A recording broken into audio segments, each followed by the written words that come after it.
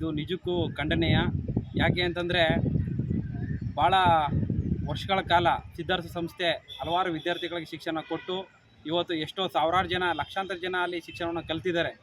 ಇಂಥ ಒಂದು ಸಂಸ್ಥೆ ಮೇಲೆ ಇಡೀ ದುರುದ್ದೇಶದಿಂದ ಒಂದು ದಾಳಿ ನಡೆಸಿರೋದು ನಿಜಕ್ಕೂ ಖಂಡನೀಯ. 2019ರಲ್ಲೂ ಕೂಡ ಅವ್ರ ಮೇಲೆ ಇಡಿ ದಾಳಿಯಾಗಿತ್ತು.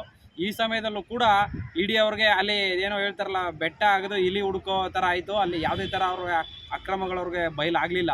ಈ ಸರಿನೂ ಕೂಡ ಇವರು ಇಡಿ ದಾಳಿ ಮಾಡಿರೋದು ಕೂಡ ಕಳೆದ ಸರಿನೂ ಕೂಡ ನಮ್ಮ ಕಾಂಗ್ರೆಸ್ ನಾಯಕರೇ ಇವರು ಟಾರ್ಗೆಟ್ ಮಾಡ್ತಾಯಿದ್ದಾರೆ. ಇದು ಎಲ್ಲೋ ಒಂದು ಕಡೆ ನಮಗೆ ಅನುಮಾನ ಮೂಡ್ತಾ ಇದೆ. ಯಾಕೆಂದರೆ ಕಳೆದ ಬಾರಿ ಕೂಡ ಯಾವುದೋ ಮೂಢ ವಿಚಾರವಾಗಿ ಮುಖ್ಯಮಂತ್ರಿಗಳು ಸಿದ್ದರಾಮಯ್ಯ ಸಾಹೇಬರ ವಿಚಾರವಾಗೂ ಕೂಡ ಇಡಿ ದಾಳಿಯನ್ನು ಮಾಡಿತ್ತು. ಆದರೆ ಆ ಲೋಕಾಯುಕ್ತ ದಾಳಿ ಏನೋ ಒಂದು ರಿಪೋರ್ಟ್ ಬಂತು, ಅದರಲ್ಲೂ ಕೂಡ ಸಿದ್ದರಾಮಯ್ಯನವರು ಇದರಲ್ಲಿ ಯಾವುದೇ ಥರ ಅಕ್ರಮ ಎಸಗಿಲ್ಲ ಅನ್ನೋದು ಕೂಡ ಸಾಬೀತಾಯಿತು. ಈ ವಿಚಾರವಾಗಿ ಇಡಿ ಅವರು ಸ್ವಯಂ ಪ್ರೇರಿತವಾಗಿ ಕಾಂಗ್ರೆಸ್ ನಾಯಕರುಗಳನ್ನೇ ಕೂಡ ಟಾರ್ಗೆಟ್ ಮಾಡ್ತಾಯಿದ್ದಾರೆ. ಅದರಲ್ಲೂ ಈ ಬಾರಿ ಒಬ್ಬ ದಲಿತ ನಾಯಕ, ಒಬ್ಬ ಮುಂದಿನ ಮುಖ್ಯಮಂತ್ರಿ ಆಗ್ತಕ್ಕಂಥ ಒಬ್ಬ ಒಳ್ಳೆಯ ಸಜ್ಜನ ನಾಯಕನ ಇಡಿ ಅವರು ದಾಳಿ ಮಾಡಿ ಅವರ ಗೌರವಕ್ಕೆ ಚುಕ್ಕಿ ತರತಕ್ಕಂಥ ಕೆಲಸ ಮಾಡ್ತಿರೋದನ್ನು ಇಡೀ ಸಮುದಾಯ ಖಂಡಿಸುತ್ತೆ. ಮತ್ತು ಅವರು ಯಾವುದೇ ಥರ ಎದುರೋ ಅವಶ್ಯಕತೆ ಇಲ್ಲ. ಯಾಕೆಂದರೆ ಶುದ್ಧ ಹಸ್ತ ರಾಜಕಾರಣಿ ಅವರು, ಯಾವುದೇ ಕಪ್ಪು ಚುಕ್ಕಿ ಇಲ್ಲದೇ ಇರತಕ್ಕಂಥ ದೊಡ್ಡ ರಾಜಕಾರಣಿ. ಅವ್ರ ಪರವಾಗಿ ಸಮುದಾಯ ಮತ್ತು ಕಾಂಗ್ರೆಸ್ ಪಕ್ಷ ಅವ್ರ ಅಭಿಮಾನಿಗಳ ಜೊತೆಲಿ ಇದ್ದೇ ಇರ್ತಾರೆ. ಅವ್ರು ಮುಂದಿನ ದಿನಗಳಲ್ಲಿ ಒಂದು ದೊಡ್ಡ ಮಟ್ಟ ಹೋರಾಟಗಳನ್ನ ನಾವು ಎಲ್ಲ ಒಂದು ಜಿಲ್ಲೆ ತಾಲೂಕುಗಳು ಕೂಡ ನಾವು ಮಾಡ್ತೀವಿ ಅಂತ ಹೇಳೋಕ್ಕೆ ನಾನು ಇಷ್ಟಪಡ್ತೀನಿ. ಮಹೇಂದ್ರ ಕುಮಾರ್, ಮುಳ್ಳೂರು. ಸಾಹೇಬ್ರ ಶಿಕ್ಷಣ ಸಂಸ್ಥೆ ಮೇಲೆ ಏನು ಇಡಿ ಅವರು ದಾಳಿ ಮಾಡಿದ್ದಾರೆ, ಇದು ಅವರು ಪರಮೇಶ್ವರ್ ಸಾಹೇಬ್ರ ಮೇಲೆ ಯಾರೋ ಉದ್ದೇಶಪೂರ್ವಕವಾಗಿ ಮಾಡಿಸಿರುವಂಥ ದಾಳಿ ಅನ್ನೋದನ್ನ ಹೇಳಕ್ಕೆ ಇಷ್ಟಪಡ್ತೀನಿ. ಯಾಕಂದರೆ BJP ಅವ್ರದ್ದು ಭಾಳಷ್ಟು ಜನಗಳದ್ದು ಶಿಕ್ಷಣ ಸಂಸ್ಥೆಗಳಿದೆ, ಬೇರೆ ಬೇರೆ ಮೇಲ್ವರ್ಗದ ಜನಾಂಗದ ಶಿಕ್ಷಣ ಸಂಸ್ಥೆಗಳಿದೆ. ಎಲ್ಲರನ್ನೂ ಬಿಟ್ಟು ಡಾಕ್ಟರ್ ಜಿ ಪರಮೇಶ್ವರ್ ಸಾಹೇಬರ ಶಿಕ್ಷಣ ಸಂಸ್ಥೆ ಮೇಲೆ ಟಾರ್ಗೆಟ್ ಮಾಡ್ತಾರೆ ಅಂತ ಹೇಳಿದ್ರೆ ಇದು ಎಲ್ಲೋ ಒಂದು ಕಡೆ ನಮಗೆ ಇವರು ನೆಕ್ಸ್ಟ್ CM ಕ್ಯಾಂಡಿಡೇಟ್ ಇರೋದ್ರಿಂದ ಇಲ್ಲ ಅವ್ರು ಕುಗ್ಗಿಸ್ಬೇಕು ಅನ್ನೋದೊಂದು ಮನದಲ್ಲಿ ಇಟ್ಕೊಂಡು ಮಾಡ್ತಿರ್ಬೇಕು ಈ ಕೆಲಸ ಕಾರ್ಯಗಳನ್ನ.